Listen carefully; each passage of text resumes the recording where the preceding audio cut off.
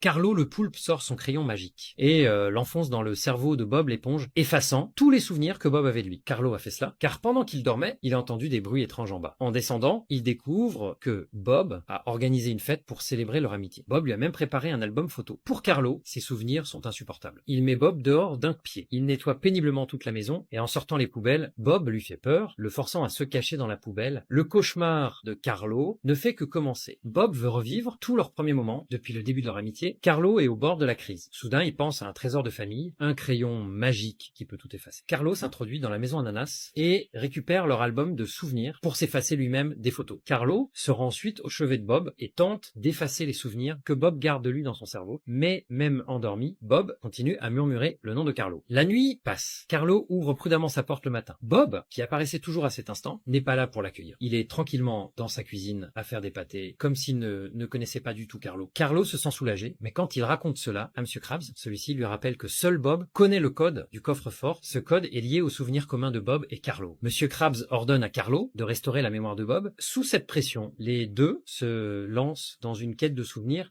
ce qui signifie revivre toutes ces années de tourments pour Carlo. Mais quoi qu'ils essaient, Bob n'arrive pas à se souvenir. Carlo prend alors une décision désespérée. Il décide de risquer sa vie pour déclencher la mémoire de Bob. Alors qu'il s'apprête à sauter dans le vide, Bob retrouve enfin tous ses souvenirs. Mais dans son excitation, il secoue tellement Carlo qu'il le fait tomber.